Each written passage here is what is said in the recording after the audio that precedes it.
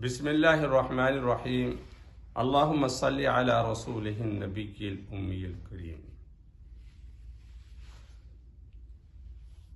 عربی زبان میں ایک لفظ استعمال ہوتا ہے شکر۔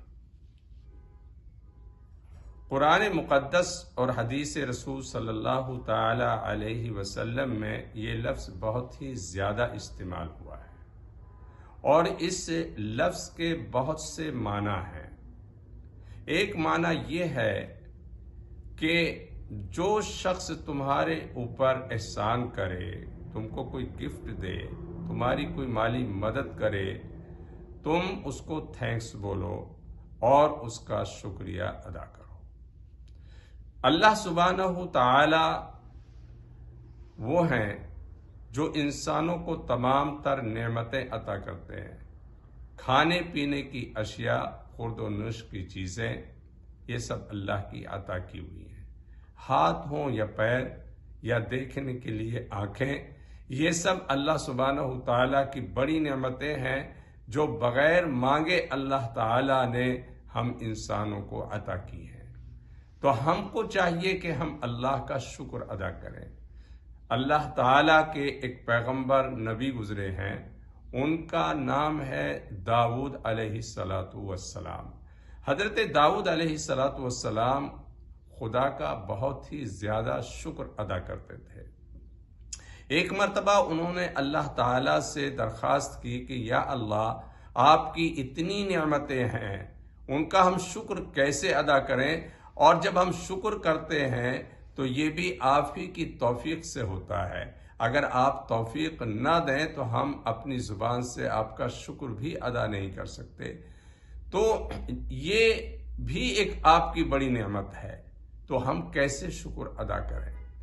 تو بات یہ ہے کہ اللہ کی نعمتوں کا شکر ادا کرنا انسان کے بس میں نہیں ہے۔ رسول اللہ صلی اللہ تعالی علیہ وسلم نے ابو بکر صدیق رضی اللہ تعالی عنہ کو دعا سکھائی کہ اگر تم یہ دعا پڑھ لو تو تم اللہ کا شکر ادا کر سکو گے۔ حضرت داؤد علیہ السلام نے اپنے رات کے وقت کو اس طرح تقسیم کیا تھا کہ رات کے کچھ حصے میں بچے جاگتے تھے اور کچھ حصے میں وہ سو جاتے تھے اور پھر دوسرے لوگ جاگتے تھے۔ اس طرح سے پوری رات کو انہوں نے اپنی فیملی پر تقسیم کر دیا کہ کچھ جاگیں اور کچھ سوئیں، اور جو جاگے ہوئے ہیں وہ اللہ کا شکر ادا کریں۔ ہم نہ جانے کتنی نعمتوں کا صبح و شام استعمال کرتے ہیں۔ اگر ہم چاہیں تو ہم اللہ کا شکر ادا کر سکتے ہیں۔ ہمیں بھی چاہیے کہ داؤد علیہ السلام کی اس سنت اور اس طریقے پر عمل کریں کہ ہم اپنے ٹائم کو تقسیم کریں، اپنا نظام الاوقات بنائیں، اور رات کے کچھ حصے میں ہم اللہ کے شکر کے لیے جاگیں، کچھ حصے میں ہمارے بچے، کچھ حصے میں گھر کے دوسرے افراد۔ اگر اس طرح سے ہم اپنا معمول بنا لیں تو اس کی برکت ہم اتنی حاصل کر سکتے ہیں کہ ہم اندازہ اس کا نہیں کر سکیں گے۔ اللہ سبحانہ وتعالی قرآن کریم میں ارشاد فرماتے ہیں فَاذْكُرُونِي أَذْكُرْكُمْ وَاشْكُرُوا لِي وَلَا تَكْفُرُونَ، کہ تم میرا ذکر کرو، میں تمہیں یاد کروں گا اور تم میری ناشکری مت کرو۔ اگر تم میرے شکر گزار بندے بنو گے تو میں تمہارے اوپر اور نعمتیں نچھاور کروں گا۔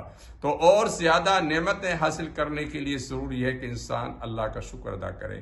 انسان کی خواہش ہوتی ہے اور اس کی حرص اتنی ہوتی ہے کہ اس کے پاس ایک مکان ہے تو وہ چاہتا ہے دوسرا مکان ہو، اس کے پاس ایک قیمتی گاڑی ہے تو وہ چاہتا ہے دوسری قیمتی گاڑی ہو۔ اس کے حصول کا صرف ایک ہی ذریعہ ہے کہ آپ کے پاس جو نعمت ہے اس پر اللہ کا شکر ادا کریں، تو اللہ سبحانہ وتعالی پھر اس نعمت میں زیادتی فرمائیں گے۔ اور اگر ہم نے ایسا نہ کیا تو یہ ہمارے لیے ہی نقصان کا باعث بنے گا۔ اللہ سبحانہ وتعالی کو نہ شکر کا کوئی فائدہ ہے اور نہ کوئی نقصان ہے۔ اگر پوری دنیا کے انسان مل کر اللہ کا شکر ادا کرنے لگے تو بھی اللہ کی ذات ویسی ہی رہے گی، اور سارے ناشکرے بندے بن جائیں تب بھی اللہ کا کوئی نقصان نہیں ہوگا۔ ہم روزانہ وتر کی نماز میں جو دعا قنوت پڑھتے ہیں اس میں ہم اللہ سے وعدہ کرتے ہیں نشکرک ولا نکفرک، نشکرک ولا نکفرک، ہم آپ کا شکر ادا کرتے ہیں اور ہم آپ کا شکر ادا کرتے رہیں گے، اور ہم آپ کی ناشکری نہیں کرتے اور نہ کبھی آپ کی ہم ناشکری کریں گے۔ یہ وعدہ ہم روز کرتے ہیں، لیکن کتنے ایسے لوگ ہیں جو اس وعدے کو بھول جاتے ہیں، اور کتنے لوگوں کو یہ خبر ہے کہ ہم جو کچھ وعدہ اس دعائے قنوت میں کر رہے ہیں وہ کیا ہے۔ اس لیے ہماری ضرورت ہے کہ ہم اللہ رب العزت کا شکر ادا کریں۔